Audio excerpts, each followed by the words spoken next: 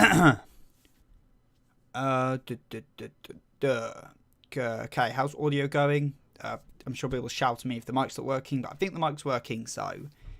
yeah, welcome to stream. We had a pretty good chapter. Well, I say it's pretty good in the sense that I've not seen anyone be disappointed with this chapter.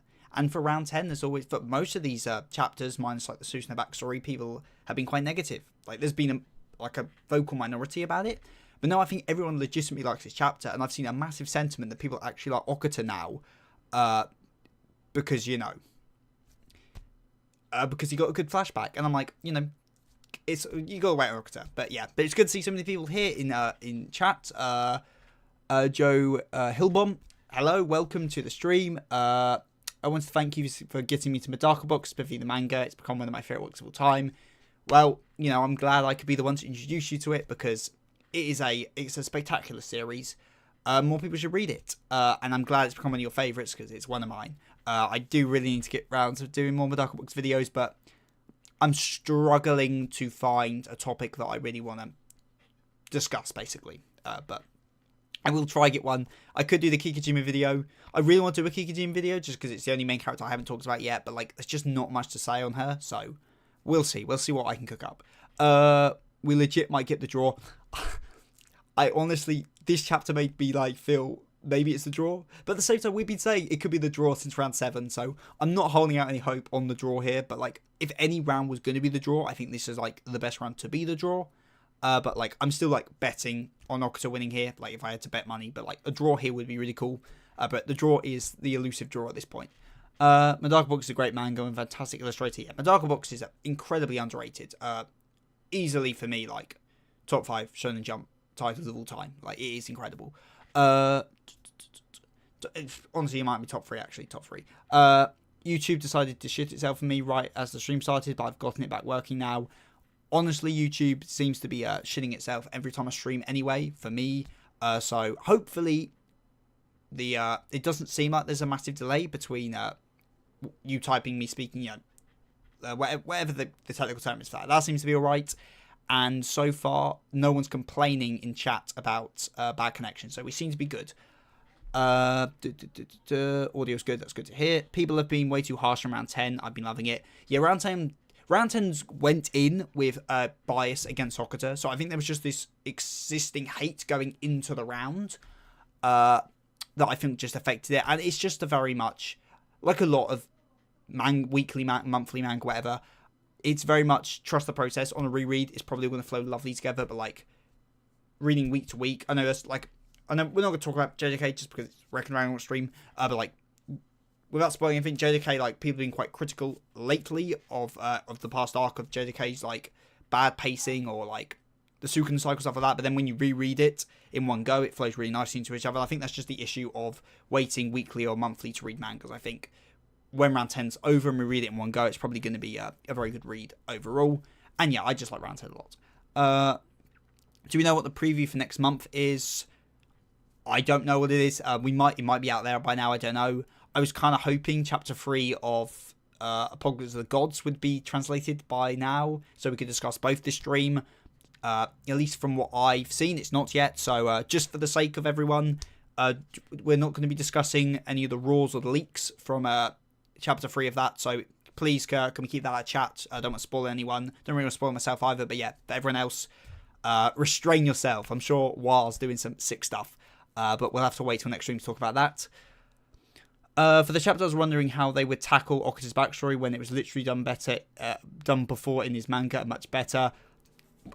I haven't read the manga. Like, as far as I'm aware, the manga's not got an English translation, so all the English speakers don't have it. But Okuta's flashback was pretty much what I expected it to be. I didn't predict the the introspection with his demon self. I think that was really, really cool. But like the whole of like him just being stuck bedridden while all his comrades go and fight and like die noble deaths, I think that was what I was predicting. But oh my god, it was so much better than I thought it was. Okuta's backstory like really blew me away. I don't know if that's the general consensus, but like I loved Okuta's backstory. I think it was really, really, really solid. I loved it. I really did.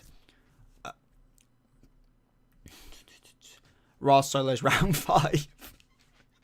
Then I released it could just be a DLC and more motion to hold last moments. Then I realized it could just be it could be just a DLC and more motion to hide to his last moments of his death. Yeah, I don't have the context of Requiem Shogun to know what's different and what's changed. I was under the impression that Okuta hasn't gotten ill and died in Requiem Shogun, because that would have been that just seems a bit weird that you take one of your main characters and just completely sideline them with illness. But maybe that is I don't have the context of Requiem Shogun to know how it compares. Kumagawa top 3 antagonist in Medaka box, top 5 protagonist for real. Kumagawa, he definitely makes my top 5 antagonists of all time. Maybe top 3. It's hard to say. Medaka top 5 protagonists. Maybe Medaka's definitely top 10 protagonists for me. I don't know. It's really hard for me to rank protagonists because there's just so many amazing ones. But Medaka and Kumagawa are right at the top there. They're amazing. No, this one legit has in-canon reason for a draw, but I do want Okuta to win. Yeah. If any of them are going to be a draw, it's going to be this one. But I'm not going to bet on the draw because the draw just seems like this elusive thing we're all grasping for, but we're never actually going to get. And Zenitsu top 10 Deuteragonist. Zenitsu might be it's hard though, because what do you define as a Deuteragonist? Because I think there's a lot of series where it's not clear who specifically the Deuteragonist would be. So I can't say fully confidently that he'd be top 5 man, because it depends who you define as the Deuteragonist for different series, I guess. Who's the Deuteragonist for Dragon Ball? I'd say, is it Vegeta? But Vegeta doesn't come in until 200 chapters in. I genuinely can't remember what chapter Saiyan Saga starts, but it's difficult. Okuta with his Zanpakuto. Yeah, the Okuta Inner Demon is really cool, really cool. There's something I want to I'm gonna get when we get to the bottom of the chat and we get a lull. I want to go on a big rant about Okuta's maybe lack of a Valkyrie. I'm gonna give a big old rant about that in a minute.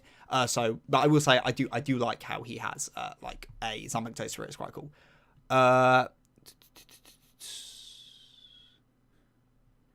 Okuta's Inner Demon said they would die even if they killed Susanoo, so I think this is foreshadowing the draw. I agree, but then at the same time, at the beginning of round 9, Apollo was going on about how beautiful death is, which kind of sets up the beauty. Basically, he was relenting, I know, I feel there was definitely foreshadowing at the beginning of round 9 for Apollo dying as well. I feel there's a lot of death foreshadowing for a lot of characters that doesn't necessarily get fulfilled. And it could almost end up with Okuta getting to the end and then, having a Shinji Huang kind of twist where he's actually no, dying a noble death is cool and all, but I'd much rather live and keep fighting alongside my friends or something like that. He could have a turn. He could have a shift in his ideals in the final clash or something. So I wouldn't say it's 100% guaranteed. Bro, I'm so disappointed with Suguna's ending, honestly. Again, we're not going to speak spoilers because I know not everyone reads the manga. Personally, I love the ending, how the ending of JJK shaping up. I think it's going to be an unpopular ending that most people don't like, but I think it's incredible. I think Sukuna's one of the best handled antagonists I've seen in manga, period. I think he's absolutely incredibly done. Probably not the most popular opinion. I'll be making a lot of JJK videos once JJK finishes because there's so much I want to talk about with that series. But I love how they've handled Sukuna's, especially the ending of his character. I think it's so fitting.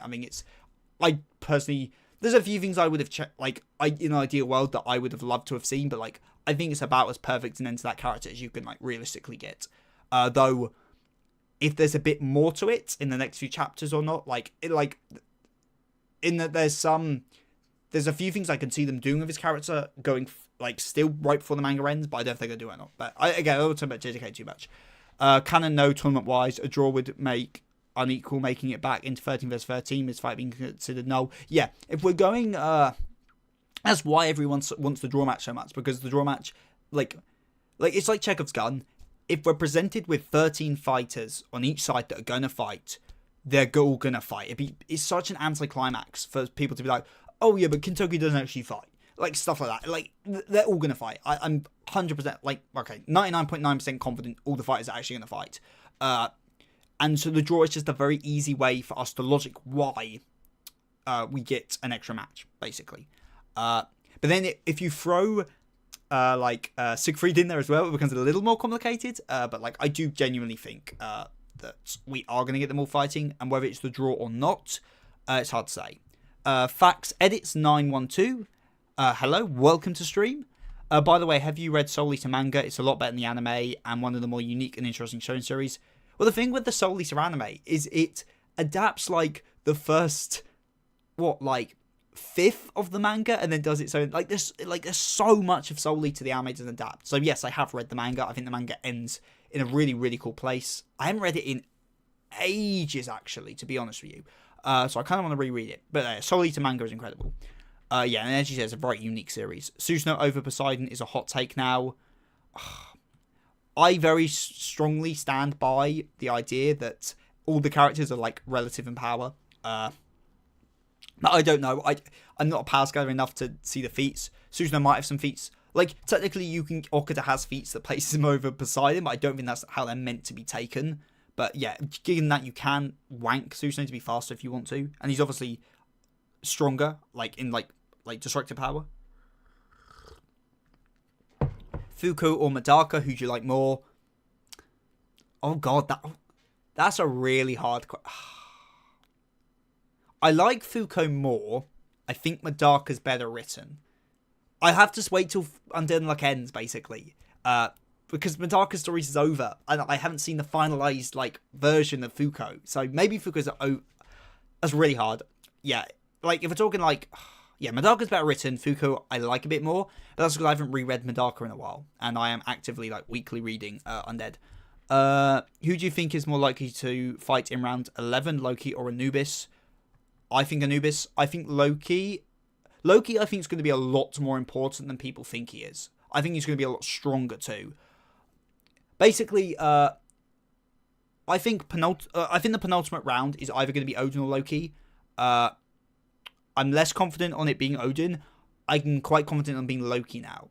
I can see Loki being the penultimate just because of his ties to Ragnarok and mythology, and I think he fights Nostradamus. That's my prediction for it, and I think Nostradamus is quite an important character, and I can see him heralding in the final round as well. So I don't know. I think Loki's going to be more important than people think. But I think Anubis will probably fight next round. I think it's too early for Loki. Working on my own take on Ragnarok the other day, thought I'd struck gold for the penultimate round. Maui versus Marduk, only to realise Maui's fear, weakness to water was just made up by Disney. Do it anyway. Just roll with it, man. Most of the lore in Record Ragnarok's made up anyway, so yeah. Just roll with it. Yeah, just do it. Have you caught up with Tenkaichi? I have caught up with Tenkaichi. Tenkaichi has finally broken, for the first 5 rounds, no, for the first, god, how many, wait, so is that round, is that the 3rd round? Okay, for the first 4 rounds, the character I wanted to win lost. I think round 5 was the first round where the character I wanted to win actually won. But yeah, I'm up to date now. I am really enjoying it. I think it's a very, very fun tournament manga. Loki didn't seem too chuffed to fight right away from what I recall, but I can more than see him going next just to pull the rug out from under Anubis. Again, to F with him. I think Anubis is going to fight next. That's just my Anubis doesn't seem like an important enough character to me to be fighting in the penultimate round or the final round. I just don't think he's going to be that important. Whereas Loki and Odin are quite pop. We know they both have stakes beyond just fighting, with Loki's relationship to Brunhild and Odin's master plan to do with Ragnarok. So I think those two are too important to shove onto them next. Because the next round is kind of like a filler round, if that makes sense.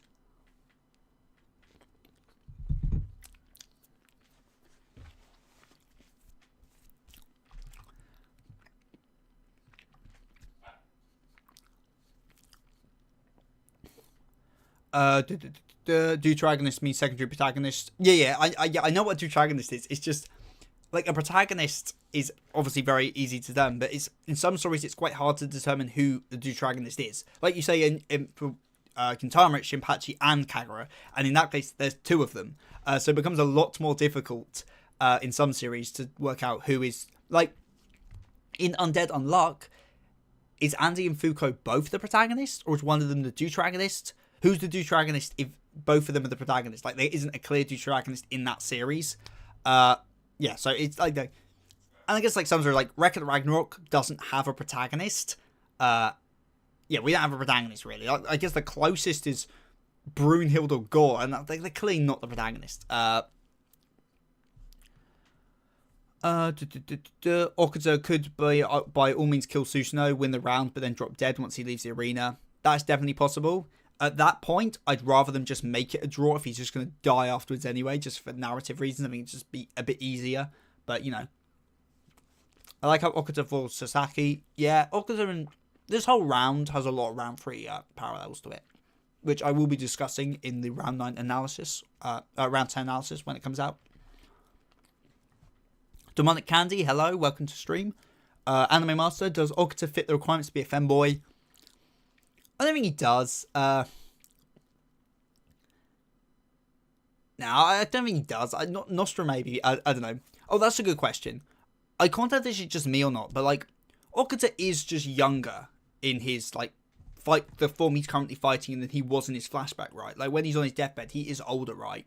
I can't tell if that's just me going crazy, but he looks noticeably older, which I think I said this on stream. I've said this at some point. The idea that I think Okuta's fighting age is younger than the age he died at, because obviously he died sickly. But I can't tell if I'm just I'm confirmation biasing it, or he does genuinely look older or not, or if that's just him looking sick. I'm not entirely sure. 1 minute, we got to let the cat out, people.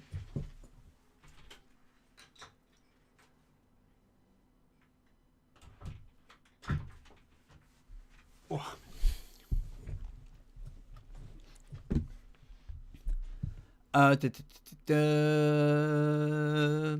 Long hair with a thinner body doesn't equals a femboy. He's just a guy with long hair and a thinner body. Like if we're getting the definitions of a femboy. Thematically speaking, at the very least, I'd put Susanoo over Poseidon. One is defined by humility and growth, while the other defined by his arrogance and stagnation. I think that's a really, really good way of putting it.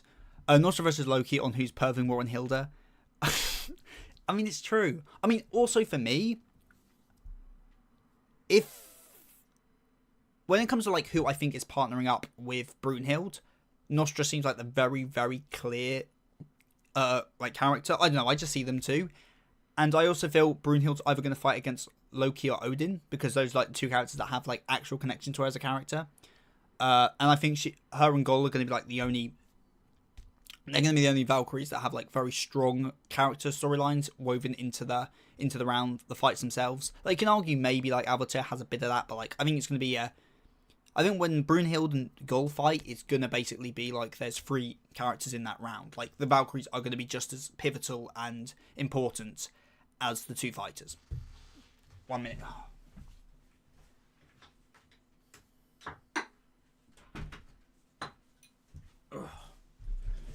Honestly, cats, am I right? Best outcome for Hanzo versus Kyojiro. No, I'm not going to comment. I don't want to spoil anyone, but like the one I wanted to win won. Adam in Record of Ragnarok, Adam in Aspen Hotel. Yeah, honestly, like pivot, like completely opposite approaches to that character. The problem with Sukuna ending is too anticlimactic. His defeat should have been the whole chapter. Again, I don't want to speak on specifics because I know not everyone's reads JJK, so I don't want to spoil anyone. I think it being anticlimactic is kind of the point, though. To me, that is part of why I think it works so well. But yeah, again, just me. Aspen Hotel is garbage. I haven't actually watched it. I just know the drama. Like, I'm a cosplayer. I'm in the cosplay drama scene, and like, there's this big drama because like so many like minors were just cosplaying characters from Aspen Hotel, and it's just like, you know, it's a bit problematic for various reasons. I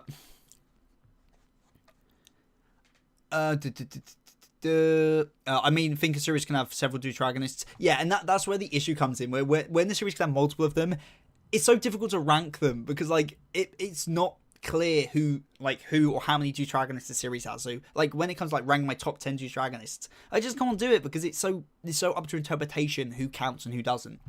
Also that raw as hell ending for Yasuke versus Togo. All respect for the artist for drawing both Tenkoichi and versus. Yeah, that the ending of that was sick as hell. I'm just waiting to meet Simon. Oh, Simo. He sounds like a really interesting person in history. Yes, Simo I feel might have a bit of a Leonidas problem though, where like fan expectations are going to be a bit high for him. I don't know. It's hard to say. I do think he probably wins his round though, just because Ice. I don't know. It depends who you see him fighting. I don't see him. I think he's likely to fight Anubis. I don't know, because I also feel respect Anubis. I don't really know. I don't think him as going to be important as people think he is. Working on any new cosplays? Not really. Well, I'm working on my Takasugi cosplay at the moment from Gintama. Oh, you can see the wig back there for Takasugi. So I'm doing my Takasugi from Gintama. It's basically done. I'm working on my Kusakabe from JJK. There's my coat for it. And I'm redoing my Tesla. Not my armored Tesla, my Tesla before the round of his weird lab coat on. I've redone the jacket for that, and I've redone the pigeon. Actually, I can show you. Yeah. So yeah, there's a harness here, so we can go. This is my Tesla there. That's my Tesla pigeon there. If I can get it out from stream there. So yeah, I've been working on that. So I've been redoing my Tesla a bit. I just like giving it a second pass, because my first like casual Tesla was just for an after party. Like, if people don't go to cons, we have after parties after the cons, and usually you do a more low effort cosplay to those rather than your big ones during the main con days. So that was my low effort one for the evening, was at Tesla. But I'm actually going to be doing Tesla for at least the morning of one of the days for a big Comic-Con coming up. So I had to like make the Tesla cosplay look a little better. So I'm doing that. So yeah, Takasugi and Kusakabe in the works, and then I'm redoing Tesla at the moment. But beyond that, I'm going to be starting doing my Takaba from JJK soon, which, if you're a JJK fan, you know just the kind of weirdness that cosplay is. But yeah, I got a lot in the works. I kind of want to do an Andy from Undead Luck at some point soon as well. But there's a lot in the work, basically. I just went on a long cosplay rant. Sorry about that. Loki will die. Can we talk about Yu-Gi-Oh villains? I feel Loki definitely probably will die. But I guess it's hard though, because if Loki is the penultimate fighter, like I think, the gods kind of have to win the penultimate round. So maybe he will survive. I don't really know. Can we talk about Yu-Gi-Oh villains? Yu-Gi-Oh has some great villains. Well, Duel Monsters does. I've only watched the dub for GX, and I know the dub does not represent that series well at all. And I've honestly not really delved into anything past GX, so I'll definitely agree Duel Monsters has some good stuff, but like I can't really speak to any Yu-Gi-Oh past that. What got you into Ragnarok in the first place? For me, it was the exaggerated expressions everyone does. I haven't seen another manga series that handles expressions in such a way. Yeah, the expressions are really great. I think Loki has some really good ones, especially. Aphrodite does too.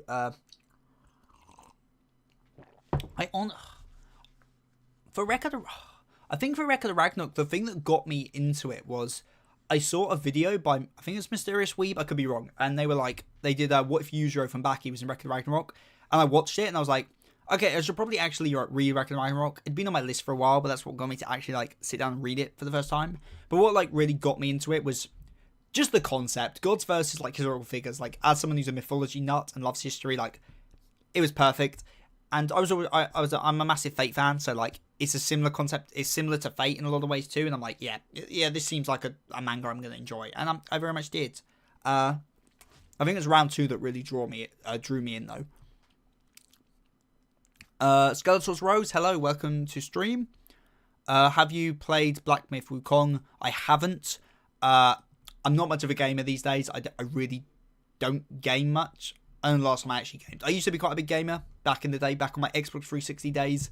Back when like top meme culture was MLG compilations with hit markers, Mountain Dew, and Doritos. I used to be a big gamer back in that era, but like I don't game much these days, I'm afraid. Miners shouldn't be watching has been. It's very toxic, can influence their bad habits. I completely agree. Also, the creators part of the problem of artists thinking they're writers when they're not. Yeah, there's a reason it was a bit problematic in the cosplay scene where so many minors were doing it. Especially also because in the cosplay scene, it's best to just ask people how old they are, because it's especially in cosplay, it's really hard to gauge ages of people. And like when you're like at like Has Been Hotel Meet, for example, I think some people would assume everyone there is over 18. That's an assumption, but you obviously, that wasn't true. So you're exposing people like unknowingly to inappropriate stuff. And like obviously you shouldn't be showing them, but like if you don't know, it's difficult, and it raises the problem where they just shouldn't be there to begin with. It's also like when I went to Anime Expo in when was it, last month 4 anyway, like they did something that UK cons don't do, where like there is an 18 plus section where all like the Smentai and all that kind of stuff is kind of like centralized into that area and not in the rest of the con, where like some UK cons you do find unsavory not safe for work stuff like in just the general like booths in the general floor. And like I think it is a better idea to kind of put that stuff off in the corner, because at the end of the day, cons are for people of all ages, and you know, we don't want to be exposing younger people to unsavory stuff. And I mean, the anime manga sphere in general is already bad enough at exposing like quite inappropriate and like mature stuff to young audiences anyway. So, you know, I don't know, that's just my 2 cents on it. The thing is that does Simo fight melee or range? He better fight range. That's all I'm saying. He better. If he doesn't, as I say, it could definitely be a thing where his Volant is like a bullet, so he can like only take one shot right at the end or something. Also, now that it has ended, what do you think of the Egghead Island arc of One Piece? It's one of the best in the series. Egghead is amazing. Like, Egghead has some of the highest highs. It's easily best arc post-time skip. That's one of the best flashbacks in One Piece. The thematics of it are incredible. Some of the cutaway fights are great. But it suffers really badly for, like, my biggest issue with post-time skip One Piece, which is that the Straw Hats aren't the main characters anymore. And, like, this arc just... Luffy does... beyond Luffy, like, no Straw Hat really gets any meaningful development or character arcs or anything. But they still devote screen time to them. And, like, if you're going to shelve the Straw Hats, don't give them screen time. Don't have them taking up panel time. Just, like, running around the island saying, oh, we got to get the ship to this point and this. It just... Like, it's why post-time skip, like...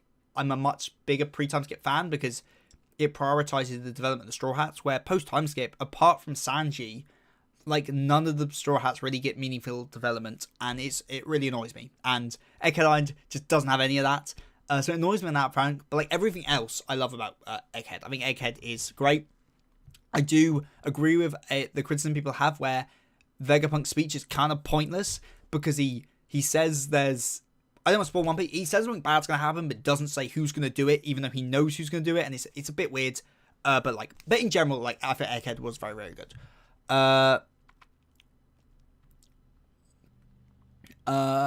Has-Been is not awful. The fandom can be an ass like the My Hero fandom. Again, I haven't actually watched Has-Been, so I know some of the fandom can be a bit interesting, but like I haven't actually experienced the series yet.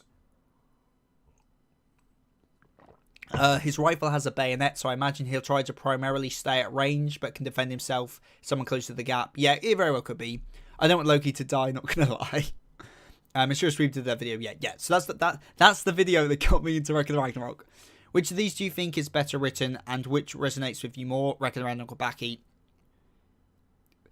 I know it's a Reckon Ragnarok scream, but like Baki by like a landslide. Like Baki is a top 5 series of all time for me.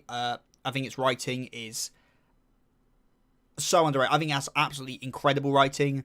And Baki, like, even though I don't agree with some of Baki's, like, philosophy and ideas, especially when it comes to masculinity versus femininity, and it's kind of, like, in Baki, there's, like, a reason that, like, even though in universe, it makes sense where there could be a really strong woman, there never will be, because it goes against a lot of the fundamental themes of the story. Like, I don't specifically agree with some of its more, like, I guess you could say sexist themes or more like traditional gender role themes. But like in general, I think Baki is such a positive story about like growing up and growing into your own person, about enjoying the journey, about, you know, having good relationships with your parents, stuff like that. I just think it's a very... To me, it resonates a lot with me. Ragnarok does in a lot of ways too, but like there's no comparison for me. My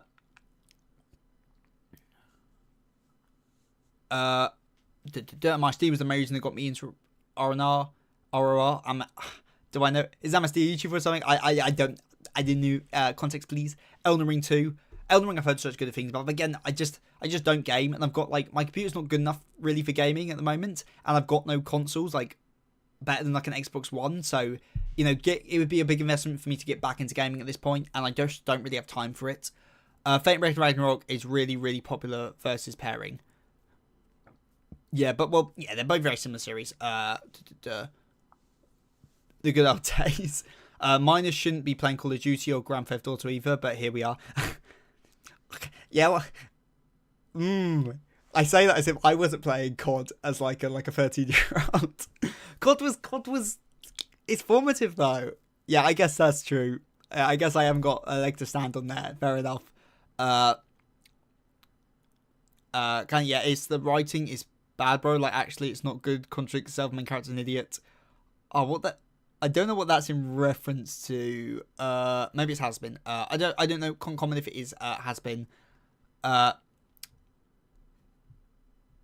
still can't believe someone would let kids watch Has Been. It's one of the most adult animations out there, and that's where it is because it's animation. And if there's one thing I know in the West, animation is for kids. And so, again, like with the current age of the internet, there's so many young people with unrestricted access to the internet anyway. So it's pretty easy for like young people to watch anything they want. But parental supervision. If parents don't fundamentally understand the idea that animation is a medium and not a genre aimed at younger people, I think it's very easy to understand how a situation arises where a younger person watches something inappropriate, but it's animated, so the parents don't mind, basically. But again, I'm talking on my ass here. I'm no authority on anything. Simo should have a whole horse type of standalone. That would be so sick. That would be really cool. Egghead should have been Frankie's arc.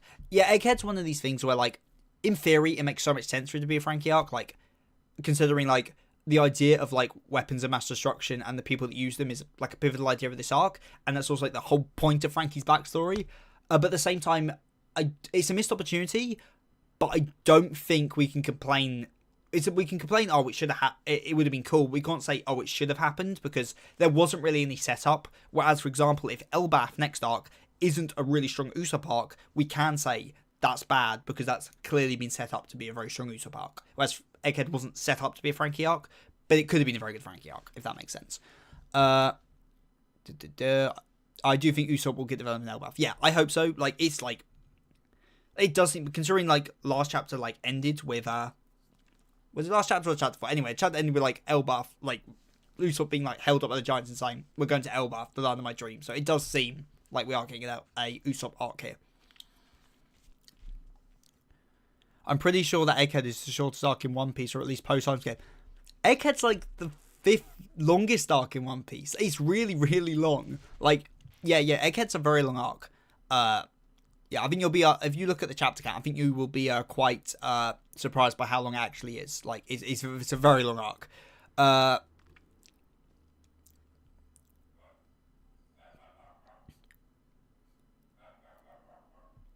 Weeb Guru, the show was just rushed. Also, Charlie never contradicts herself. She never. I don't know, has been stuff. I'm just gonna let you guys argue in here. What are you eating right now? I'm eating a chocolate muffin, a triple chocolate muffin. It's very nice.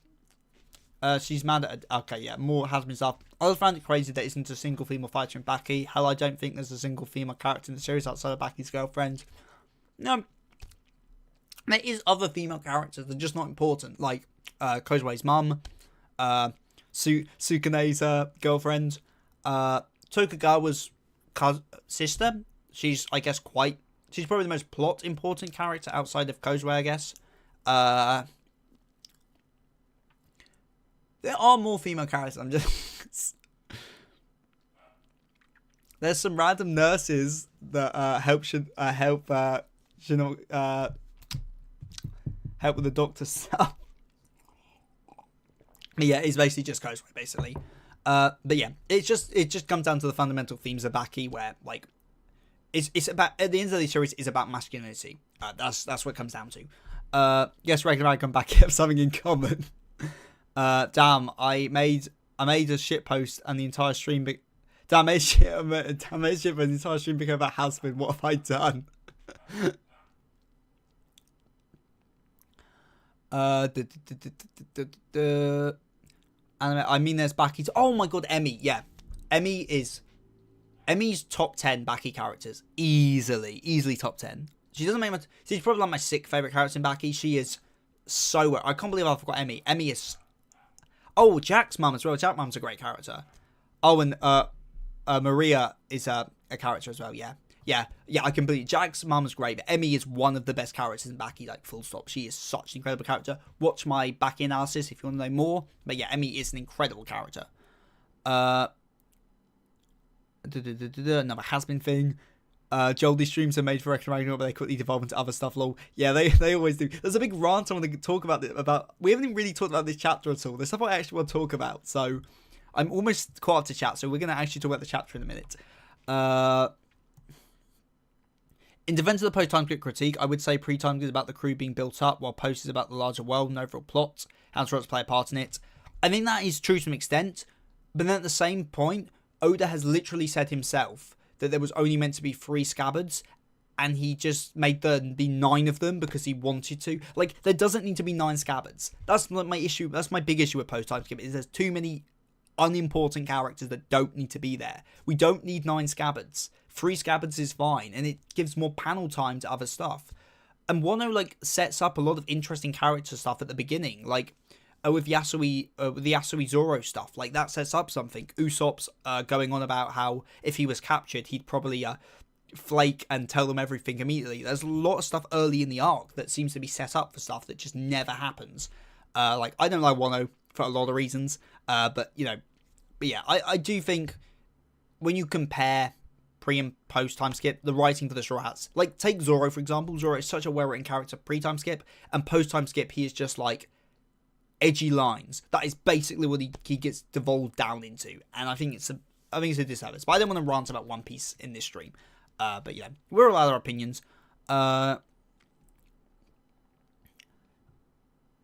Who's your favorite waifu? What in general?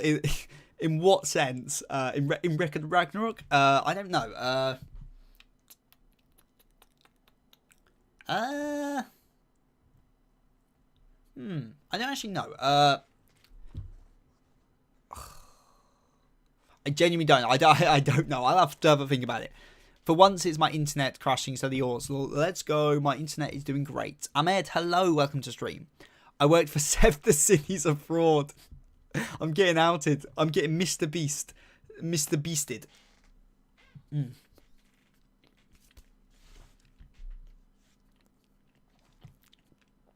Do you think the Greek gods will eventually get revenge against Jinshi Huang? I can see Adam is trying to and getting beaten up. But no. I don't see it happening. Though I do want that bloody Emperor to actually get out of his medical bay and come commentate some fights, for God's sake.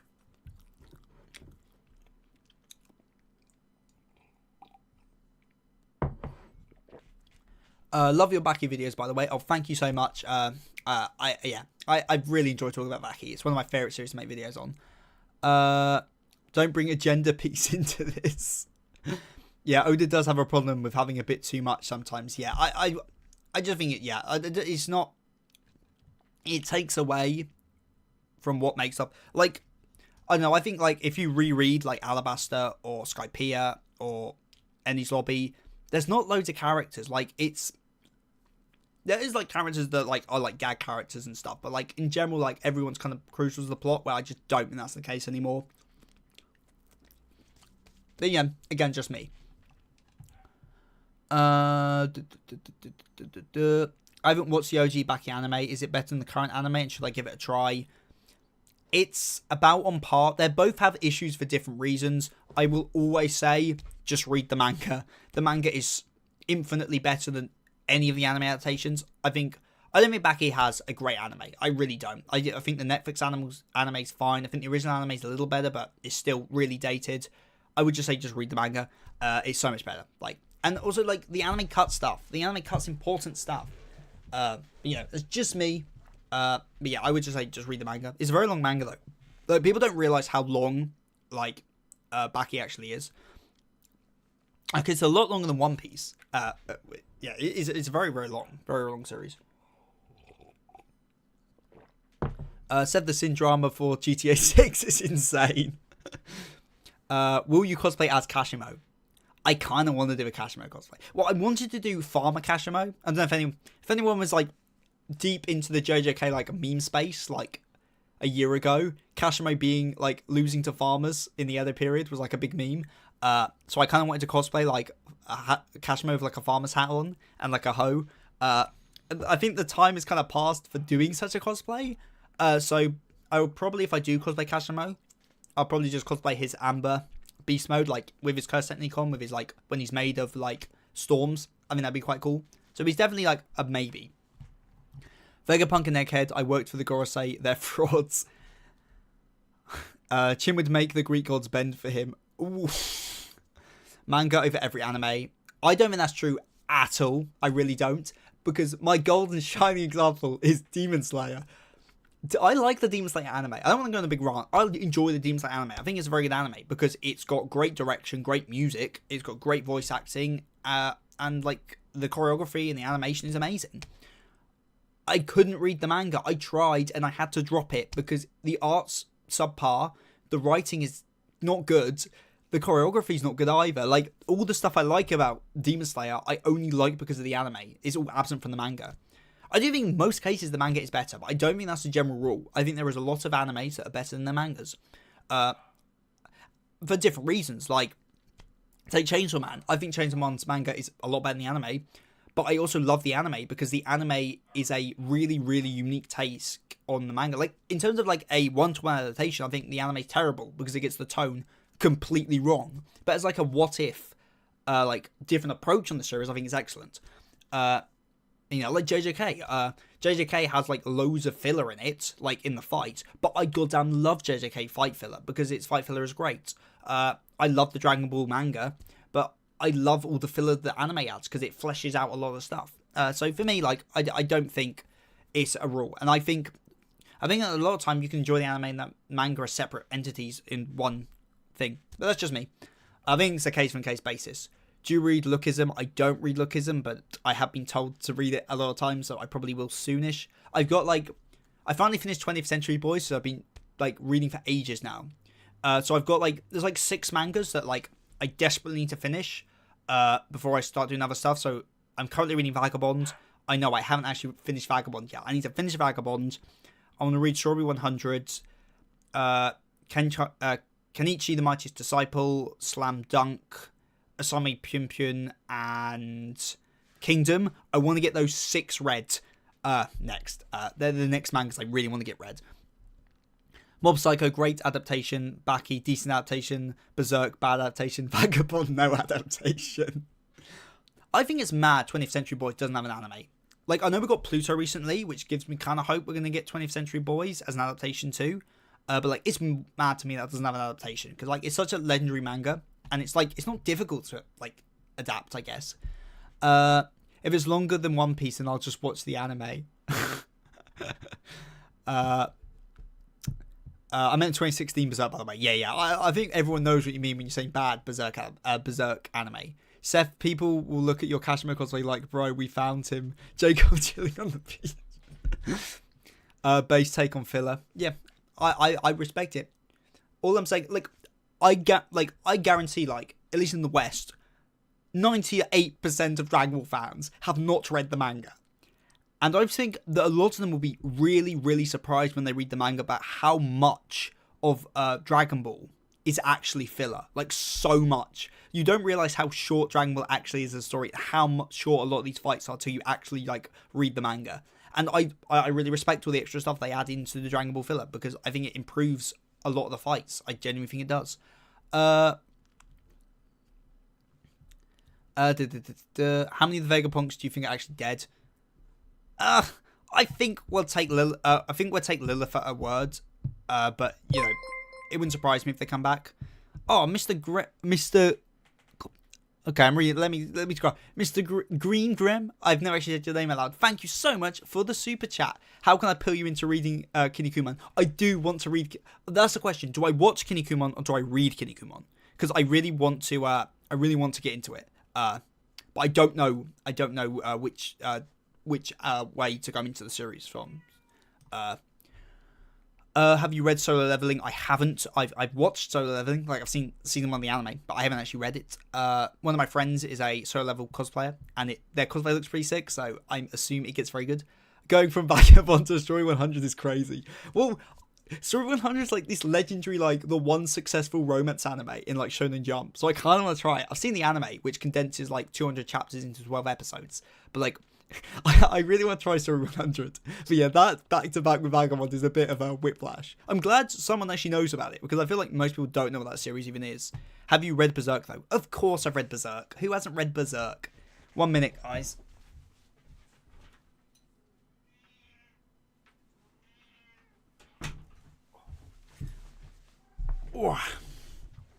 I heard about Baki having his mum's corpse in his back. That was so sad. Yeah, all I say is, like, Emmy, like, his mum, is such an incredible character. Her arc is, yeah. If you haven't read original Grappler Baki or watched it, just do yourself the pleasure of it. It's so good. It's like, I wouldn't say it's on par with Son of Ogre's writing, like with the father-son fight, but like outside of that, like Grappler Baki is so well written. What's the consensus on of round 10 so far? Yep, I guess we'll throw that to the chat. I'm liking it so far. It's probably on my lower half of rounds at the moment, but I think it could have a really good climax. Kashimo isn't a fraud. I hate this stupid take so much. Kashimo is still probably top 5 strongest characters in JJK. Like people forget, Kashimo is the only character to fight basically a fresh, like 100% health, true form Sukuna. Like, I think people forget the difference between, like, his true form and him inside someone else's body. Because look at the musculature and the 4 arms. And considering we have literal exposition about how Miguel is just, like, because he's black, because Gojo's a racist, he's physically stronger. And when you add that to Curse Energy, it makes a massive difference, which must indicate how much stronger Sukuna is being in his original form, because he's muscular and has 4 arms. It makes a massive difference. And Kashimo 1v1 true form Sukuna. And yeah, he doesn't do very well, but like, I don't think anyone would do well in that situation. I think he just really underrated how actually mentally strong Kashimo actually was. But you know, I love Kashimo, so like, he's genuinely one of my favourite characters in JJK. I mean, he's served such an important aspect in the series. I guess in short, like Kashimo is basically he's a psychopath. Like, he's such a psychopath when it comes to like his views on life and strong. And even him, a psychopath, looks at Sukuna and says, "What the hell are you going on about?" Even a psychopath like him does not understand what the hell Sukuna's going on about, because Sukuna's so inhuman that even like a murderous psychopath cannot even comprehend the mindset of someone who's gone that far past humanity like Sukuna. It's such good writing. It's great. You know, yeah, that's just me.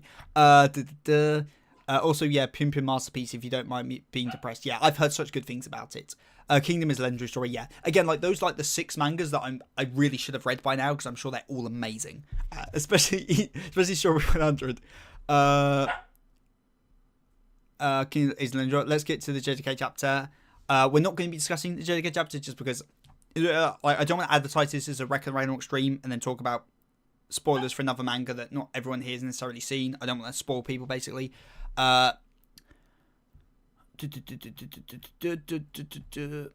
We Dragon fans don't know how to read. You have to have high expectations for us. If I don't want the filler, I read the manga. Yeah, that's a fair take. I agree. Demon Slayer is one of the few times I think anime outperforms the manga. Yeah, quite massively. Though I felt last season the pacing was like really, really bad. So, and I'm just annoyed that the anime, like the final arc's being split into three movies. Like, I don't know. It's just going to be painful. I might just end up reading the manga because I'm probably going to get spoiled anyway by the time all 3 movies are out. Although I've been spoiled for most of what happens in Demon Slayer anyway at this point.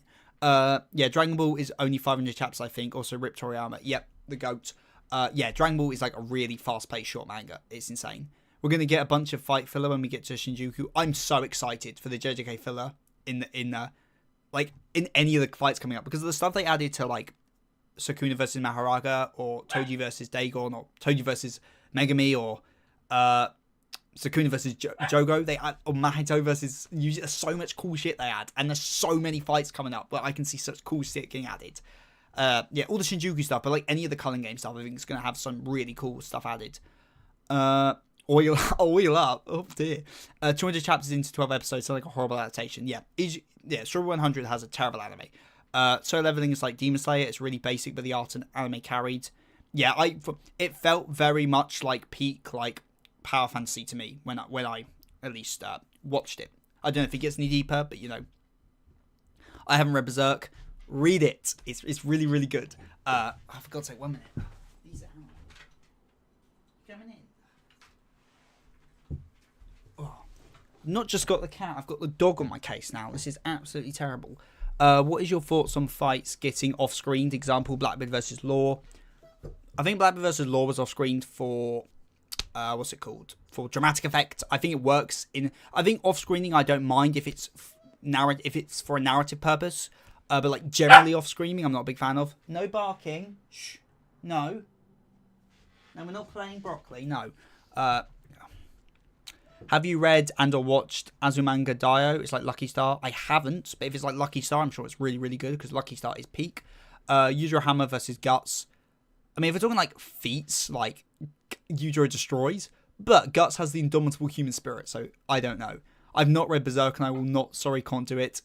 I guess for me, like, at the end of the day, Berserk is quite a dark, depressing story, and I feel it doesn't matter how good a story is. If it's not something someone's into, I don't mean it's fine for them not to experience it. Like, if you don't like action, I don't expect you to watch any of the great action series of all time. If you're not into romance, I don't expect it required viewing in your lifetime to, like, watch Love Actually. I'm not saying Love Actually is like peak romance. I'm really not. I have so many issues with that movie. But like, you know what I mean. I don't think we should like. It's fine to hold media to massively high pedestals, but you know, saying like you have to read or watch something before you die is like kind of like, I don't know. Tinker, shh. No, we're not playing. No. Out is another manga I think you should read. It's on my list. It's just not in my like big six that I need to prioritize. Do you think this round will be a tie? We discussed this earlier in stream. I don't think it will, just because I don't think the draws... I don't want to bet on the draw happening, but I think if any round's going to have it, it will be this round. I like round 10 so far because we got characters like Susanoo. Yeah, Susanoo is... I think when we all forget like how great his backstory was and how like much everyone loved it when he got his backstory. For Kinnikuman, both aren't ideal. That's good to hear. With the manga, the early scans could be rough, but at least it's fully translated. The anime has more consistent translation, but the original series isn't fully done. I guess... I don't know. I'll try one or the other. I hate the stupid movie idea so much. It's like, no, don't do that. The pacing will be so jarring. Infinity Castle shouldn't be a movie. Heck, season 4 should have been Infinity Castle. Yeah, before season 3 and before like even Swordsman Village came out, when I saw like how many chapters they were, I was like, I assumed Swordsman Village and Hashira Training would be one season, and then Infinity Castle would be season 4. But like, no, they stretched both those little arcs into like seasons. I don't know. Felt weird to me. Lucky Star is weird because episode 21 is peak and episode 24 also great, but I'm not super into the rest of the series. Nah, Lucky Star's peak the whole way through. I love Lucky Star, especially the manga. Like reading the original manga is great. Hashira Training should have been in season 3. There we go. What I said. Oh my god, we're basically at the end of... I'm caught up to chat. This is amazing. So I can actually rant about the chapter in a minute. Like, I know Berserk is good. I just don't mess with horror like that. Chainsaw Man is the closest you'll get to me consuming horror. I wouldn't say Berserk's... I guess Berserk's not, like, horror in, like, scary aspects. But I guess it does have a lot of gore and sexual stuff, I guess. Also don't like magic. I would... At least in its early parts, like, Berserk isn't very, like, magic-focused. It does get a bit... like when you get into like the Fantasia arc, I guess. But cool, we are caught up, so I can rant now. And what I want to rant about is, do people think Okuta has a Valkyrie? Because it kind of seems like he doesn't, because we're like coming into this final clash, presumably. There's been no Valkyrie reveal, and he's just had like an inner conversation with his inner demon that's giving him strength. So it's like the inner demon's doing the job of the Valkyrie. And if that's true, I am genuinely terrified because I feel like the thing I'm most anticipating in the manga, the character I have the most expectations for, I feel it won't happen. Now, if anyone remembers a while ago, I made a video on everyone's best girl, Gol, and how I believe she is going to be the titular character of the series. I think she will be the Shimizu no Valkyrie. I think she will be the Valkyrie at the end. I think she'll be the final Valkyrie that fights and saves humanity. I mean, I think alongside Kintoki, but it doesn't really matter, alongside any human you want. In that, for some reason, or due to some reason, I don't know, maybe Brunhild dies in the penultimate round. Anyway, for some reason, she chooses to fight on her own. It's not because Brunhild orders her. Like, that's how her character arc has been written so far. It seems pretty obvious that she's going to stand up and fight of her own volition. And I think it's going to be one of the best character arcs in the series, period.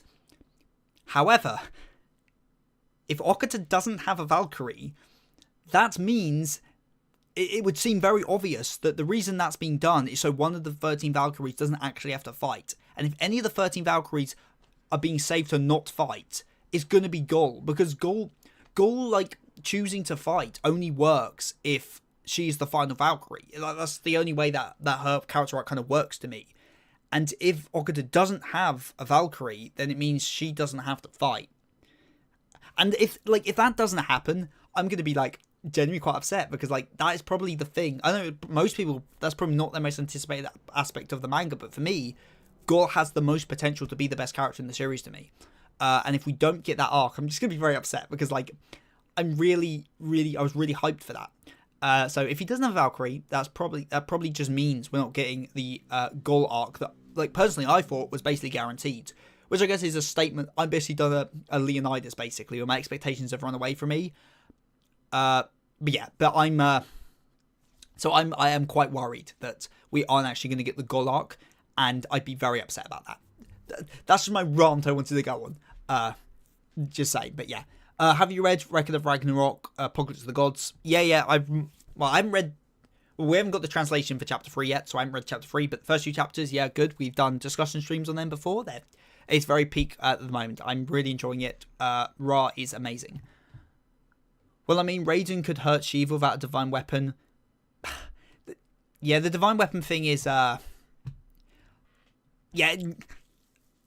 Well, it's difficult because, like... It's because of the thing in round 4 when Heracles says, you know, you need a divine weapon to harm me. And I'm like, why? Like, it doesn't make sense. There's so many instances in the series of people hurting gods without divine weapons. Adam only had one knuckle duster. He was just punching normally with his other fist. Or what about when he kicked Zeus? Or, you know, what's it called? Yeah, Raiden. Like, Raiden's getting, like, his muscles controlled by his Valons, but he's still using his own raw power. We know Qin Shi Huang killed a god, like, back when he was human, but when he was alive. So, like, I don't know. Yeah, it's hard to say. He definitely doesn't have one because I don't want Gul to fuse on. Yeah, but the Gul character arc. We don't want to lose the Gul character arc. Okay, Crazy Fury. Maybe the inner demon allows him to hurt gods.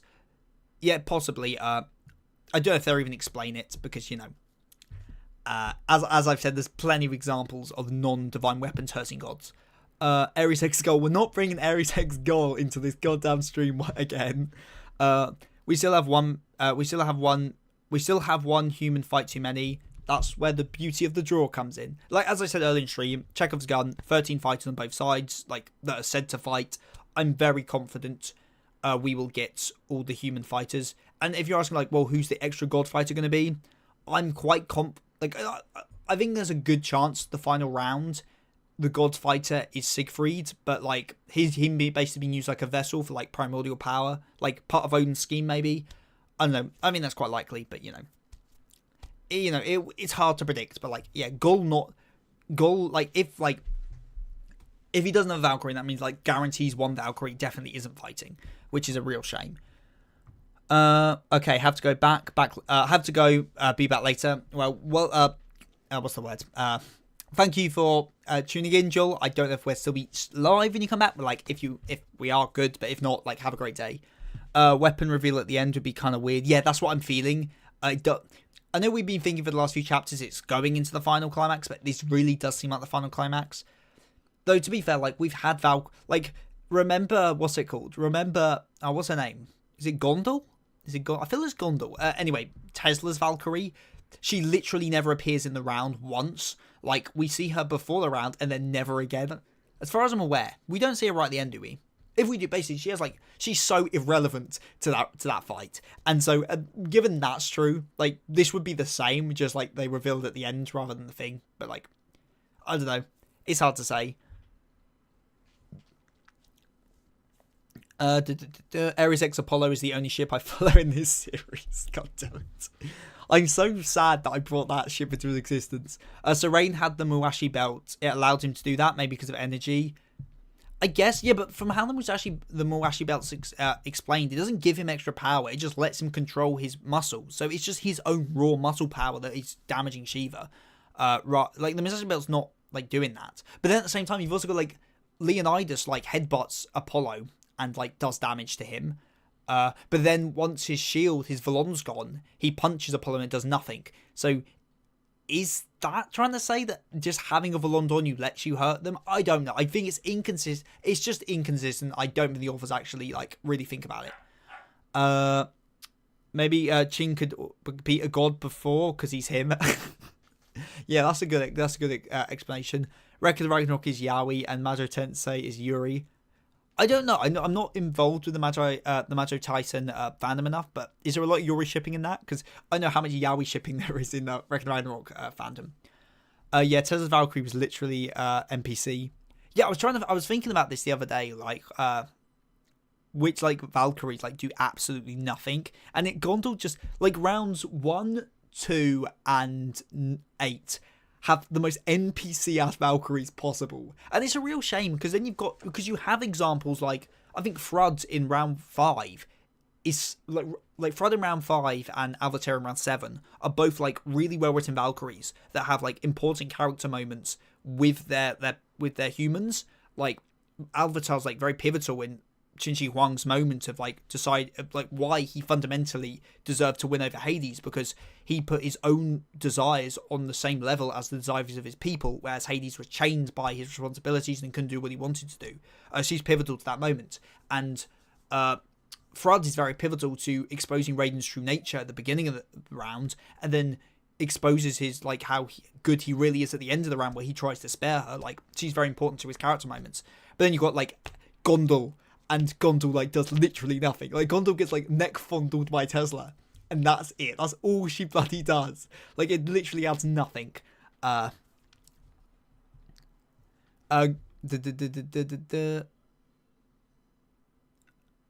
Tensei is for Gunas. Are there 11 Valkyries and Gaul? No, there's 13 Valkyries counting Gaul.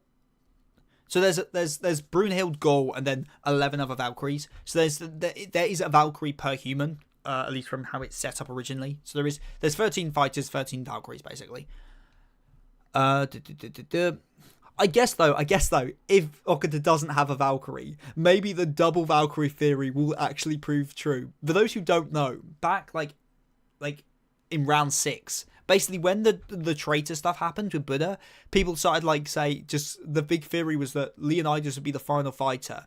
I know, that didn't pan out. And he would have Brunhild and Gaul as a spear of the shield, and he'd dual wield Volons. In hindsight, that theory aged like milk. But maybe we're going to get someone else dual wielding. Maybe Simo final fighter with a gun and a bullet. The Gaul's the bullet, Brunhild's the gun. Who knows? Ghost of the Divine Weapon rule's stupid. Yeah, it really doesn't make much sense. Yes, there are Yuri ships. You love to see it. No more Yaoi and Yuri. No, we need more Yaoi and Yuri.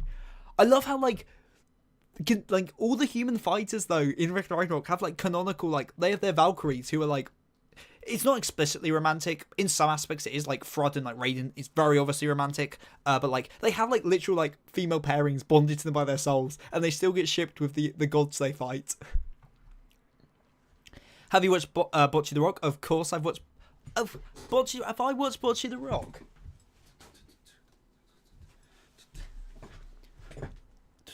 Little Bocce says yes, I have watched Bocce the Rock. Bocce the Rock is peak stuff. Is there a way we can put Bocce like in frame somewhere? There, Bocce's watching from the background. There's actually another Bocce figure down here as well, actually. Yeah. Another Bocce. Oh, actually, that's something I've never shown off on stream before. 1 minute.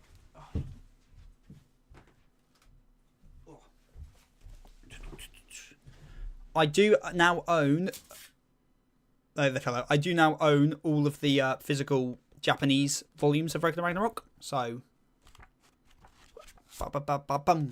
yeah. So I actually do have a. Yeah, I think I am completely up to date now for these. It does mean I have to start collecting the Japanese volumes as well as the English ones now. But like they're really like crisp. They're so much nicer than the English translations. I don't know why, but they just really are. It'd be so weird like seeing like round 9 in like physical. I'm so used to just seeing it as like images on the computer. Who do you think is gonna win the Gods Apocalypse? I think it's just going to be Kukulain. I'd love if we got subverted and it isn't Kukulain, but I just think it's going to be Kukulain, if I'm being honest with you. Hopefully we have more Valkyrie interactions in the future. Yeah, I really hope so. Like I said, like when it's done well, like in round 5 and round 7, it is incredible. Even like round 4 does it quite well as well. But like, then you got like round 8, and like, as we say, Gondor gets neck fondled, and that is it. And it's kind of a shame. Now, if it's a dual wielding, the final fighter must be Kirito. Abridged version specifically. Imagine Kirito just comes in. It would be pretty cool.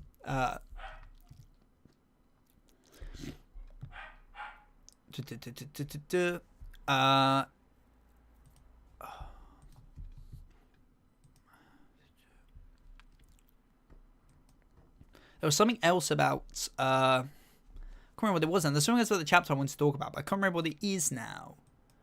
Oh yeah, does everyone love how like this stage being what's it called, Edo Japan, is just like completely pointless? Like apart from like some buildings getting destroyed, like what was the like? I guess it gets across like it's a good like way to demonstrate Susanoo's character as a history nerd, and it was good for like showing how impressive his attack is. But like, can we all agree like we all thought picture something a lot cooler happening with like we like I can't even imagine them like dueling, like running like between the streets and like chopping buildings in half and stuff. Yeah, it's kind of a shame. Hlok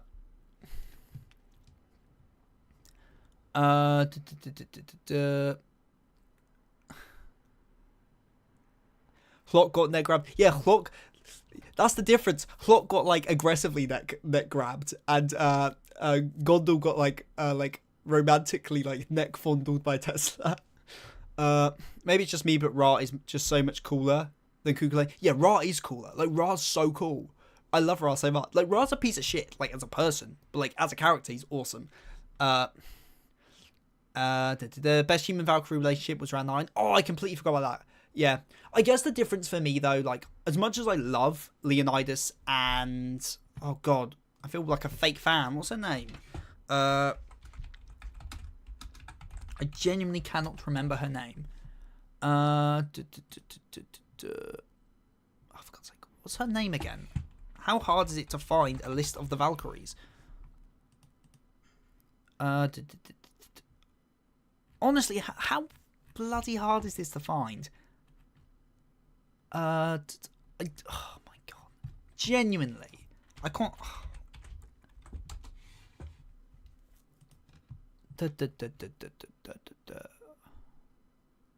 There we go. Giriel, or whatever their name is. Giriel's the 5th sister. I thought she'd be older than that. Some of the sisters. Gondor's the 9th sister? Yeah, weird. Oh, wait. I'm delaying the 12th. I always thought Hlok and Alvatel were like the youngest apart from Gol. But there's one younger than Hlok and older than Gol. Huh, didn't know that. Anyway, get back on topic. Giriel is like a what's the word? Giriel like and Leo have really fun interactions, but none of them are like influence like Leonidas' character much. Whereas I would argue like Alvater is very important to exposing. It's important for characterizing Qin Huang, and like Thrud is used as a narrative device to show a lot of Raiden, like a lot of Raiden's humanity, and like she's useful in the twist of what he's actually like. Whereas Giriel is really fun, and I really enjoy seeing her, but she doesn't really. Her interactions with Leonidas don't really tell us anything about his character. I guess it's like the distinction. I think she's really fun. I just don't think she adds much to Leonidas as a character. Whereas I think some of the other Valkyries, like add quite a bit to their fighters, if that makes sense. I do want to make a video in the future just talking about the Valkyries in general, so I'll probably go more into it in that video. I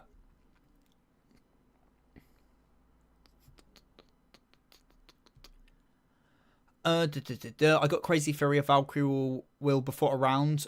Oh, that is a Fury that Valkyrie will before a round, and the goal will be set up. Wait, so I get a Fury, a Valkyrie will before a round. Well, what before? I can't tell if you mean they will be killed before the round, or they're gonna like ally up with only Loki. I think a Valkyrie joining with a god, like a Valkyrie betraying the other Valkyries, would be so cool. I didn't even think about that, but I don't know if that's what you're trying to say there. I'm a bit confused by the comments. If you have to add a fictional character from our world to fight in Ragnarok, who would you add? A fictional character from our world? Well, I obviously want humanity to win, so I'm going to think of the most, like, OP-ass character. So, to keep it kind of historical, but also just send in Saber from Fate. Because they're so overpoweredly strong. They would just defeat any god, like, one shot. And they fight for humanity, and they kind of fit the theming, and it's a woman fighter, so it adds a lot. It adds a lot of good stuff. I would add the goats, Asura or Kratos. Algon, yeah, those would be pretty cool too. Something like Tengen versus Utero. I feel like I've missed something. Wait, that's Realist Metal. What was the last message you sent? I'm not entirely sure what Tengen versus Utero is in reference to. It's a really fun fight, but you might have to what's it called, like, clarify, because I might just be being dumb here. Ra got that Sukin energy. Yeah, Loki does. Seth the Sin being a fake fan was not on my bingo card. I know I'm a fake fan. I can't remember the names of all the Valkyries. I am a real fan. It's hilarious though, because like this channel isn't just a regular Ragnarok channel. Like, it isn't just a regular Ragnarok channel. But like, I think it surprises people when they hear, well, like I love Ragnarok, but like, it's not a top 10 like manga for me. I'm not even sure if it's a top 20. Like, and that surprised a lot of people, because like they'd assume it's one of my all-time favorites, and it is. I love it. Like, I've read so many mangas and watched so many anime that like top 20 is like really impressive. But like, it's still like there's like 19-20ish Sonic series I like more than it. But I guess that surprises some people. But I guess I know a lot about it because I have to talk about it a lot just for YouTube.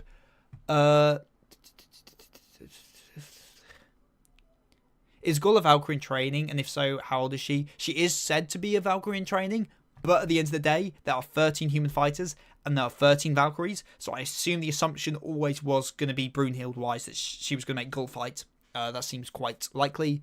How old she is, we have no idea. We have no idea how old any. We know which Valkyries are older than others. Like, we know the order they were born, but we have no idea like how actually old any of them are. Like, yeah, Gull is the youngest. She is the 13th Valkyrie, but we just don't know like how old they actually are. Just thinking now, but you think just like there's outer gods but outer humans that were asked but refused. That would be really cool. Like I said, it'd be really cool if we saw like a spin-off of like Brunhild like recruiting on the humans. But again, canonically, it probably wouldn't make much sense, because like it already doesn't make sense that like she never went and met with Sasaki, because she didn't know what he actually looked like. But then she went and like had tea with like Jack. So it's kind of weird. Like, I don't know. Where are we at? Adam's Valkyrie is also an NPC. Yeah, as I say, rounds 1, 2, and 8 just have NPC as Valkyries.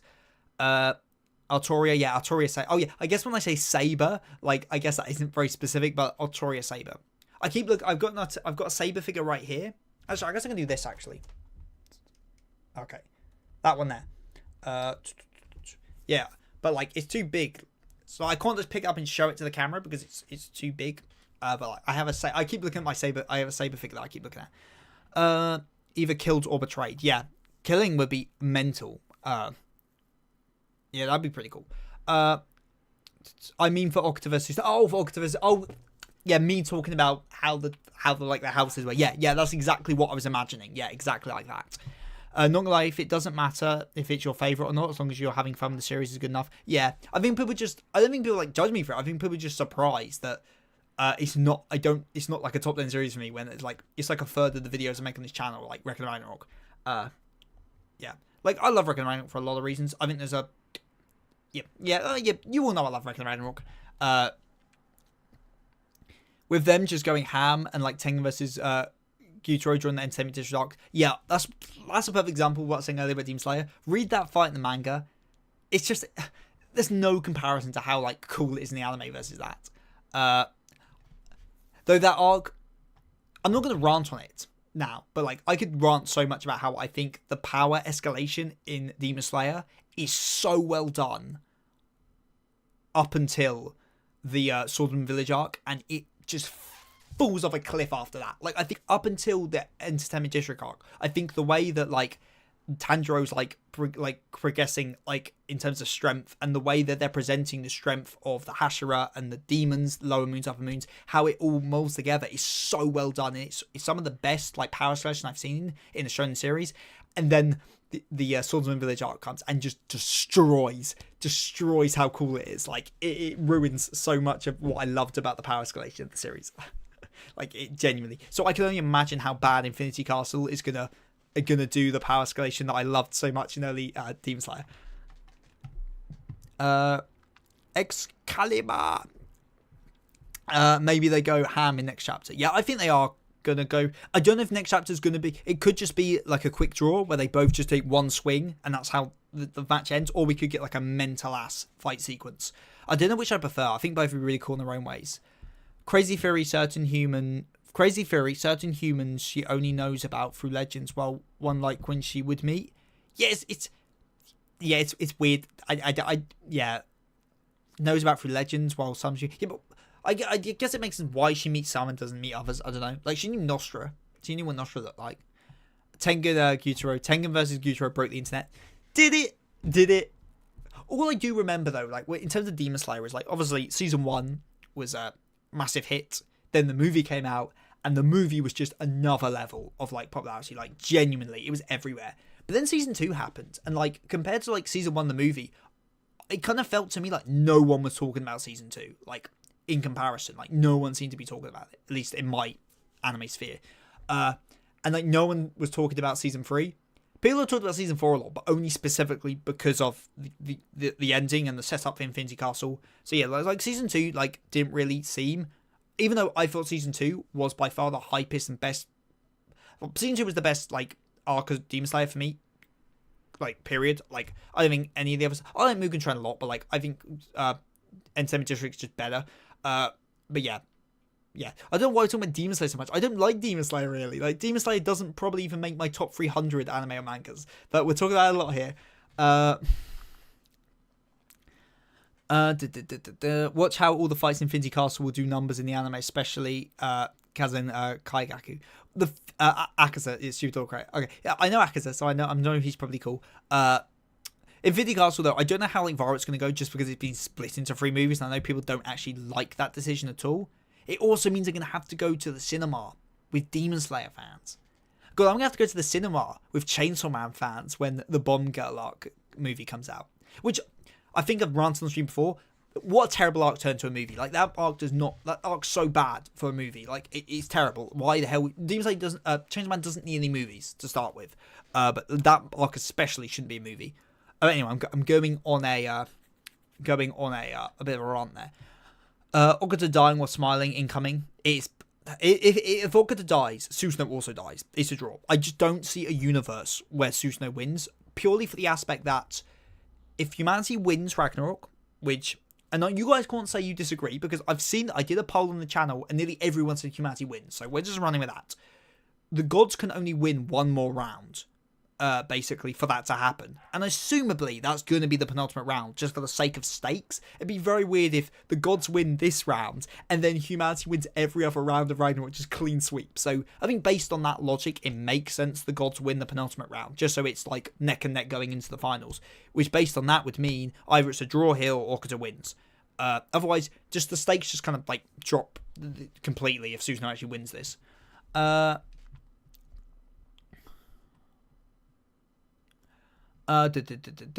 May both with them going ham, then ends with a quick draw. That would be very cool. Speaking of horror earlier, have you read anything from Junji Ito? I have read a lot by Junji Ito.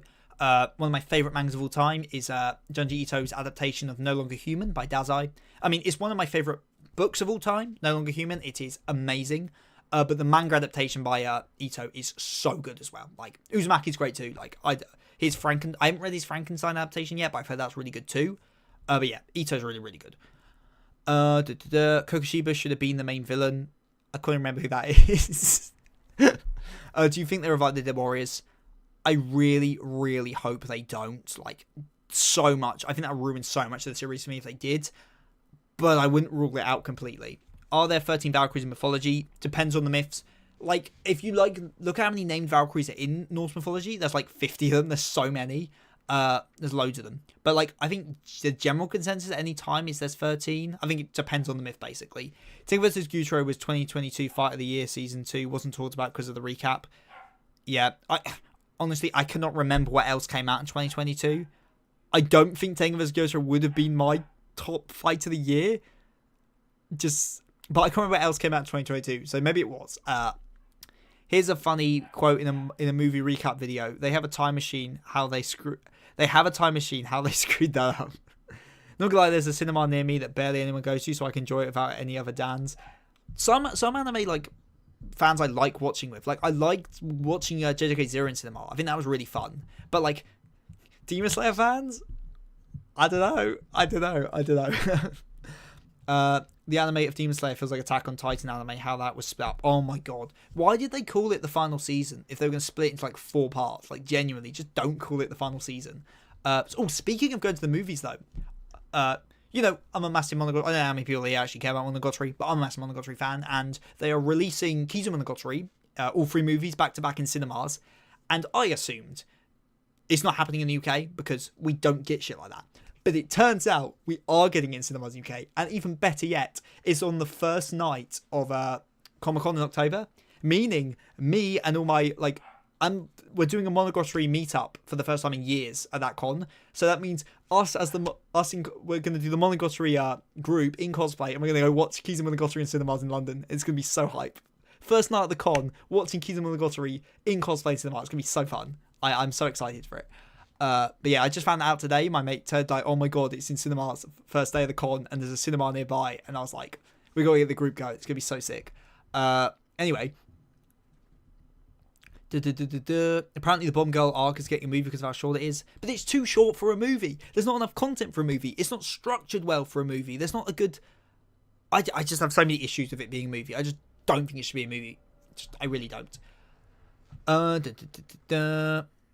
Have you watched Death Battle? Not recently. I used to watch Death Battle, but Death Battle just used to annoy me because I think the Death Battle that I watched that really annoyed me was Green Lantern versus Ben 10. Like, at the end of the day, if you think Green Lantern wins, I think that's fair enough. I think there is some scaling to say he wins. But, like, the way they just completely ignored, like, so many of, like, Ben 10's hacks and, like the fact that, like, if he's about to die, the Omnitrix failsafe, which can activate, like, it can activate quicker than the Big Bang, and, like, it can... There's so much, like, weird scaling about Ben 10 that they just completely ignore, and it just really annoyed me, because I'm like, sure, you can rank Hal to be stronger, but, like, at the end of the day, like, there's so many, like, aspects of Ben 10, even outside of Alien X, that they just don't talk about, and it just annoyed me. I also think a lot of their research is really bad. That's just me. The Irish boy gonna lose to a winged dragon. Lose to the winged dragon or just imagine. Oh, that's funny. The final season, part 800, will be coming soon for AOT. Well, they're doing another movie, aren't they? They're doing like a... I think they're remastering like the final like episode, and I think they're adding some scenes or something. I'm not really sure like the details, but I'm like, why? Itose looks exactly like Rayleigh. He genuinely does. Yeah, he does. Why isn't Susanoo a bird already? What? What is the context of it? I'm sure there's context there. I just don't know what it is.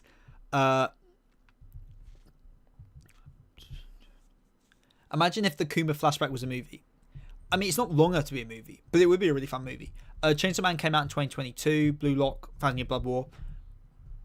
But yeah, Thousand Year Blood War had a lot of good fights. I guess I wouldn't put any... Really, Chainsaw Man came out the same year as Demon Slayer Season 2? That's mad. Does Chainsaw Man... Okay, that's a good... I don't think there's any fights in Chainsaw Man Season 1 that I think are better than that, actually. That's true. Blue Lock, does Blue Lock even have fights? They count as fights. I think I've said on the stream before, I'm not a big Blue Lock fan anyway, but like, yeah. Green Lantern vs. Ben 10 to this day will be the most hated death battle. I just think it showed... My issue with Death Battle is my issue with a lot of things, where there's quite a few YouTube channels where I will really enjoy their content if I don't really know well what they're talking about, but as soon as I actually know a topic in depth, I can't enjoy it because of how much is wrong, and that's a lot for Death Battle. If it's a character that I know a lot about, then I can't watch it because I know how much they get wrong, basically. And like I used to be a massive Ben 10 fan, so I know a lot about Ben 10 feats and stuff, so like it annoys me. I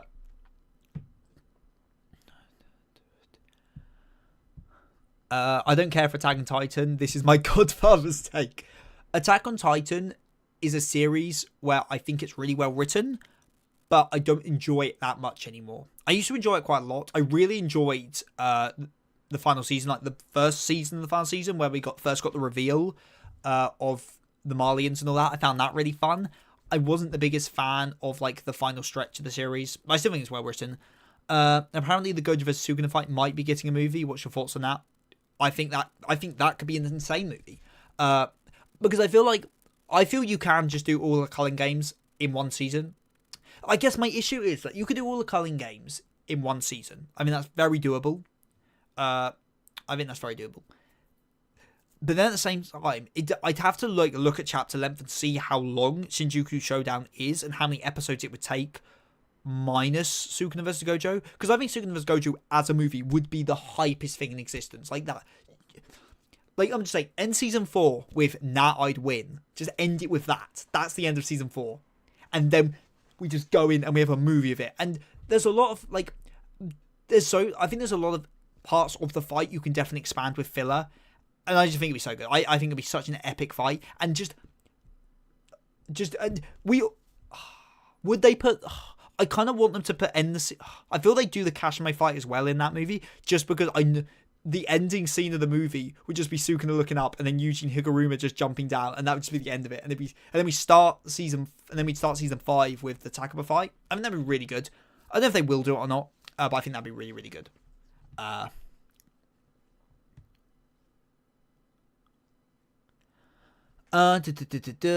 update. Ragnarok update. I'm almost finished the script for round 5. Oppenheimer had an aspect. Oppenheimer's fighting style was always set in stone, but then like yesterday, I just had a feeling, no, I'm gonna change it. So like halfway through the round, Oppenheimer like completely changes his like fighting style and power set in like a really, really cool way. So I've got to kind of go back and rewrite all of that stuff. I've also got like write Oppenheimer's flashback. I haven't written that yet. I've got it bullet pointed, I just haven't actually filled it out yet. So I want to hopefully finish writing round 5 sometime next week, with any luck. But yeah, it's shaping up fun. I think I've made a good change with Oppenheimer's power set that works well. But yeah. So Ragnarok is coming on steady. I don't know when it's going to come out realistically, but like I am making progress. Quick question: if it's not too personal, what is your accent? Because I assume you're British. Yes, it is a British accent. I am British, English specifically, though I do have Scottish and Irish heritage. But yeah, it's an English accent. In the southeast, if you want to be like specific. The off-screen part of Gojo vs Sukuna was saved for the movie. Lol. Well, you're thinking they should end the movie like that? That would be insane to end it like that. That's difficult though, because yeah, would you want to end the movie on that? But then I also think the thing of like Higuruma and Yuji coming down, such an excellent ending to the movie as well. I don't know. I was just stand by that like the off-screen thing is like one of like the best decisions in like JJK. I mean, narratively and like just from a pure like artistic aspect, it's so well done. But I could go on about like JJK for ages. I adore it at the moment. Which Ragnarok spin-off is the best? Tournament of the Gods, easily. Already I love it so much. But like apart from that, Lubu. I've said on stream, I've made a video about it. I don't care for the Jack spin-off that much, so I like the Lubu one a lot. But like Tournament of the Gods is so hype. I like to bring this up. Who in the world is afraid of... Who's afraid of ears? Yeah, that's fair. Well, like, in theory, like, every concept should have a devil. So Ears having a devil isn't that weird. It'd just be, we just have to assume Ears is really, really weak. But it's the kind of thing like, even like Tomato and like Sea Cucumber were like still like fairly strong. Like Grape seems to be like the only one that seems like, Grape and Marshmallow seems to be the only devils we've seen that are like genuinely like a child could kill those things. So yeah, I think it's fair enough, but like, yeah, Ears is fair. I just assume Ears is just like not very. I just assume it's really weak, and I assume Ear was more there just to be like a test subject more than like to actually be expected to fight properly. I'm also annoyed we didn't get to know the names of some of those other devils that were in the like Division 5 because some of them had cool designs.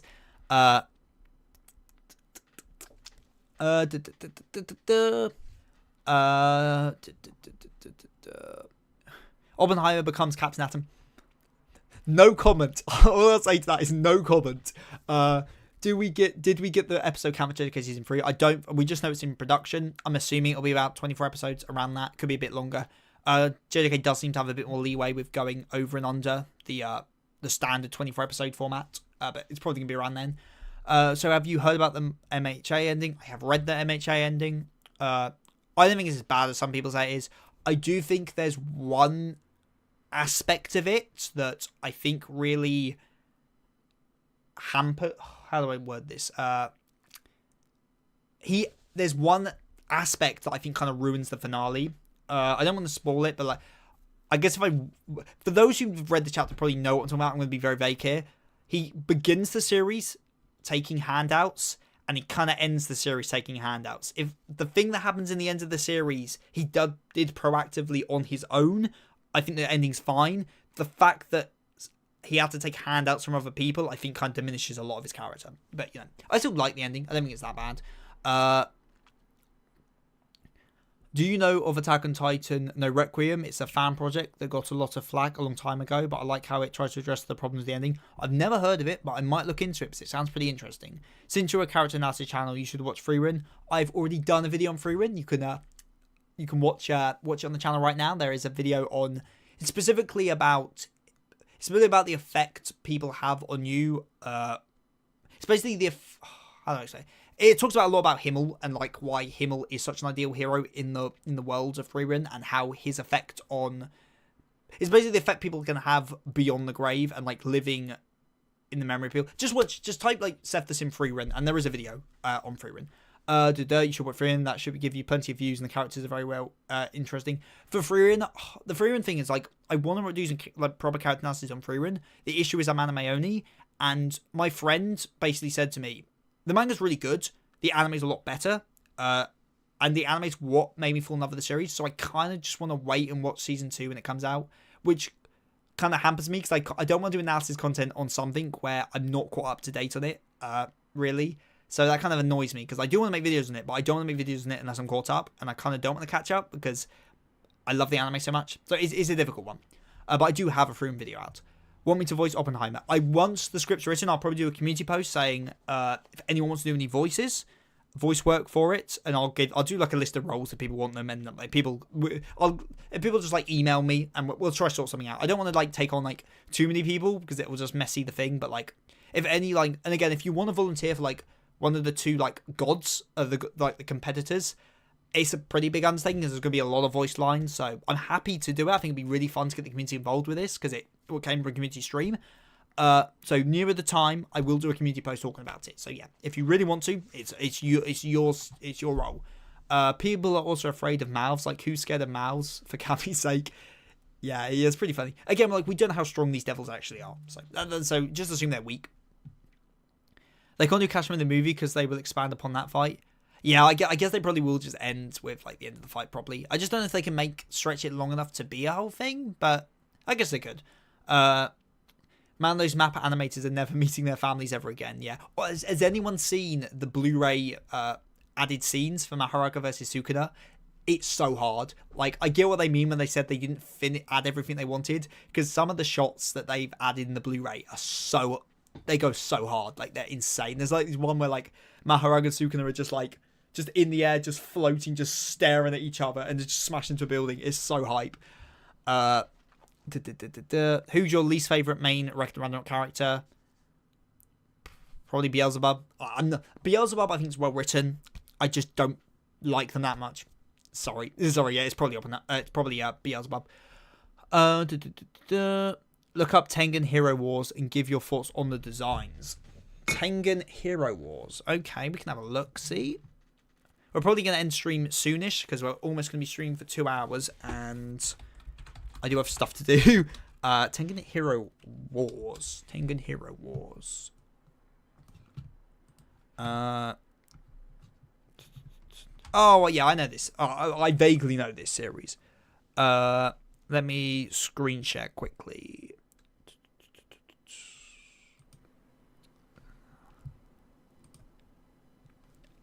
I assume people can see stuff. I don't know. I don't actually know the premise of Tengen Hero Wars, though. Is it historical figures? Because that looks actually something like that. Yeah, it sounds interesting. Yes, it sounds very interesting. I don't know if it's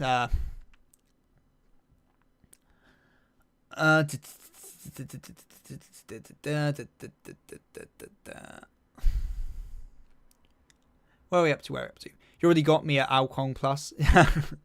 Bro, imagine Saitama going to Ragnarok and just beating everyone. Well, he would just beat everyone.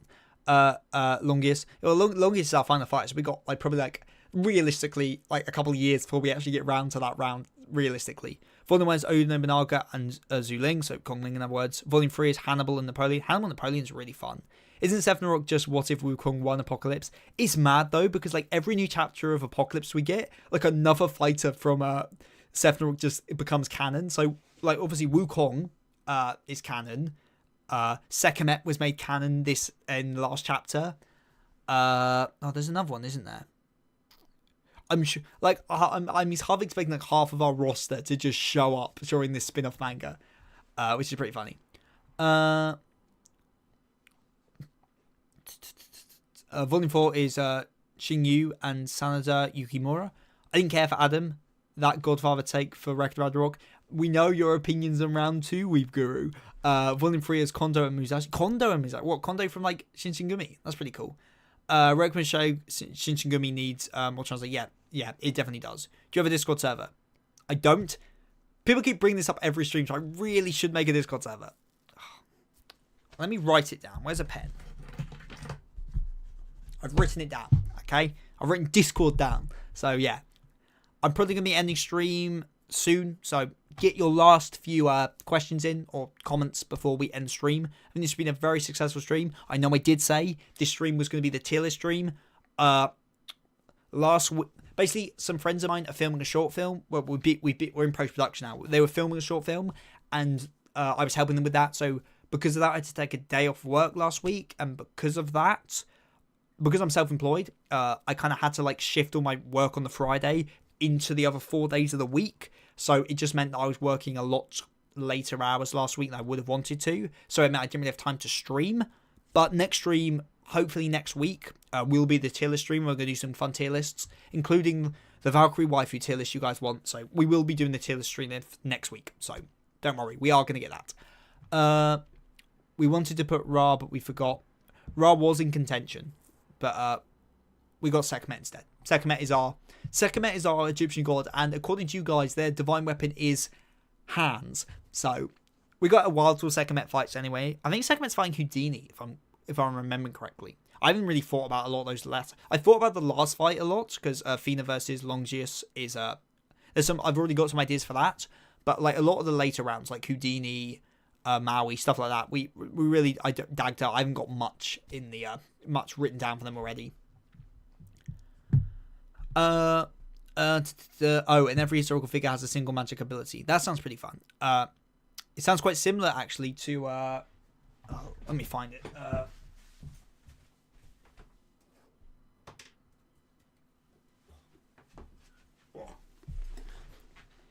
Sounds quite similar to this book here, Contest of Genesis by who's that? Seth Lee? Me? This is quite funny because I wrote this before I ever read Ragnarok. It's basically I guess the premise of this book is that humanity's gone extinct, and it's set 1,000 years after humanity's died, it's never explicitly said, but they die in some kind of event, and then due to some magical force or something, basically historical figures are summoned to basically fight to decide which one of them gets to recreate humanity in their own image. And so you've got basically what's the word? So these are the 5 like figures from history who are summoned as like the potential new rulers of humanity to recreate it in their image. And so each of them gets 4 other heroes who are summoned, very fate-like basically. And it's hilarious though, because I wrote this before Record of Ragnarok, but Sakata Kintoki is like one of the main characters in this, which I find quite fun. But yeah, this is a very good book that you should definitely read. It's not actually that great. It's one of my early books, so it's not great. But okay, yeah, we're going to be ending the stream here. It's been great to see you all.